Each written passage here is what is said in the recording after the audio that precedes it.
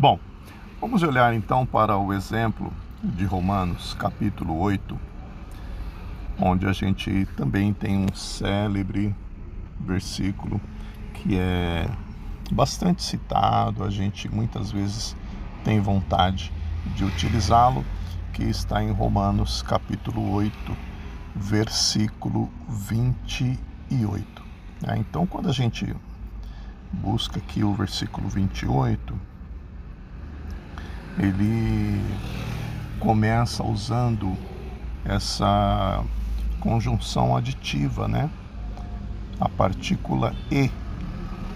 Se ele começou falando e, é porque ele falou algumas coisas antes. Ele está tratando um assunto e agora ele vai acrescentar informações. Ele vai comentar mais alguma coisa. Então veja bem, e sabemos que todas as coisas contribuem juntamente para o bem daqueles que amam a Deus, daqueles que são chamados por seu decreto. Uma leitura rápida, uma leitura superficial, ela nos leva a tirar conclusões precipitadas e infundadas, o que é muito perigoso e é muito ruim.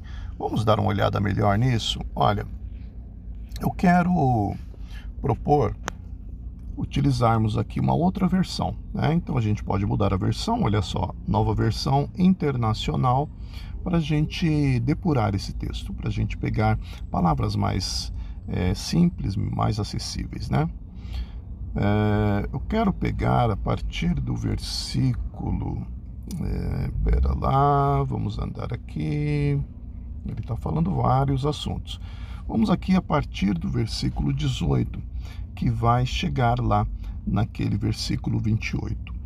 Considero, pois, que os sofrimentos do tempo presente não podem ser comparados com a glória que em vós será revelada. Viu como é importante a gente procurar olhar o que está sendo falado, o que está sendo abordado, né? Qual que é o assunto, do que está tratando. Eu não posso pegar um versículo como se fosse uma caixinha de promessa e simplesmente sair falando. Eu preciso saber em que contexto está incluído aquele versículo. Tá? Então ele vai aqui fazer vários comentários, vai falar várias situações. Nós vamos aqui nos adiantar para não ficar um vídeo longo. E depois desses comentários, ele vai chegar aqui nesse versículo 28, né? Sabemos que todas as coisas contribuem juntamente para o bem de todos aqueles que amam a Deus, dos que foram chamados de acordo com o seu propósito. Para melhorar a nossa visibilidade a respeito do assunto tratado, nós podemos ir um pouco adiante, pois aqueles que de antemão conheceu, também os predestinou para serem conformes à imagem do seu Filho, a fim de que ele seja o primogênito entre muitos irmãos. Aos que predestinou, também chamou, aos que chamou, também justificou, aos que justificou, também glorificou. Aí ele vai aqui iniciar aquele cântico de vitória, né? Maravilhoso. E olha só, quando você continua lendo, é importante, tem um versículo aqui, deixa eu achar, 37. Mas em todas essas coisas, quais coisas? As que ele relatou antes, e ele ainda vai relatar adiante. Somos mais que vencedores, por meio daquele que nos amou. E veja a sequência. pois estou convencido de que nem a morte, nem a vida, nem os anjos, nem os demônios, nem o presente, nem o futuro, nem poderes, nem altura, nem profundidade, nem ninguém em toda a criação será capaz de nos separar do amor de Deus que está em Cristo Jesus, o nosso Senhor.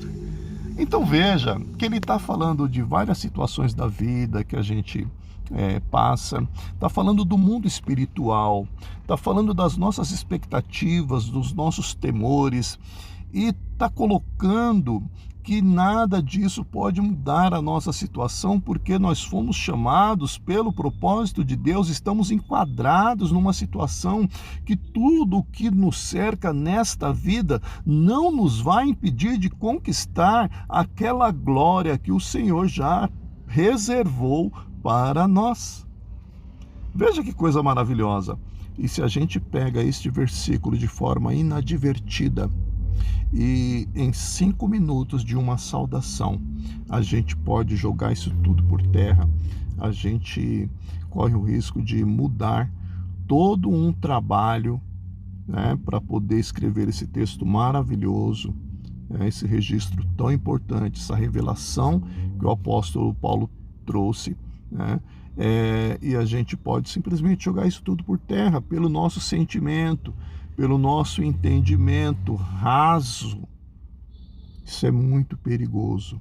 Então, isso é com qualquer texto que a gente pegue, a gente sempre precisa analisar as palavras, analisar cada termo que tem ali, cada verbo, os verbos que é a ação do texto, né? Aquilo que se faz, eles são de grande importância, né?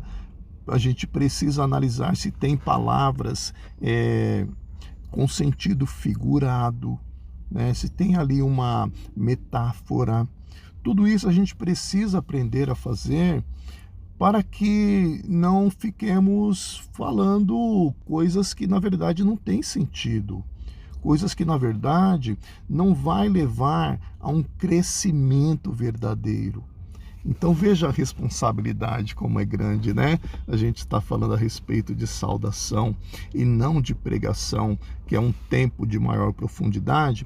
Então por isso a gente precisa ser breve, né, na nossa fala, mas com responsabilidade. Se a gente não quer aprofundar muito, não tem tempo para aprofundar muito, então não adianta buscar muitos assuntos, né? Pegar todos os detalhes do texto.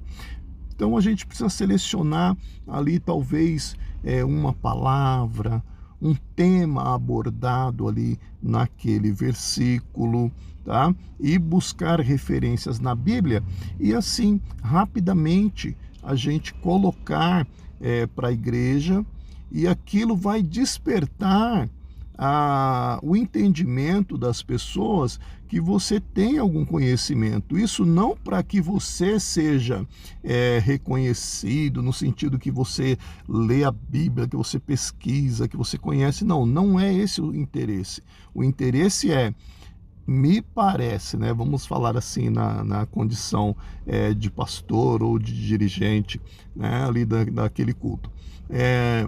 Me parece que essa irmã ou esse irmão, ele tem um preparo para trazer uma breve palavra. Sabe aquele momento antes da pregação, que às vezes o pastor fala assim: olha, irmão ou irmã fulana, vem aqui, né, faz uso da oportunidade aqui por uns 10 minutos, porque ele percebeu que a pessoa tem essa desenvoltura, essa condição. Isso é muito importante, e a responsabilidade só aumenta, e nós precisamos nos preparar para servir a Deus cada vez melhor. Deus abençoe.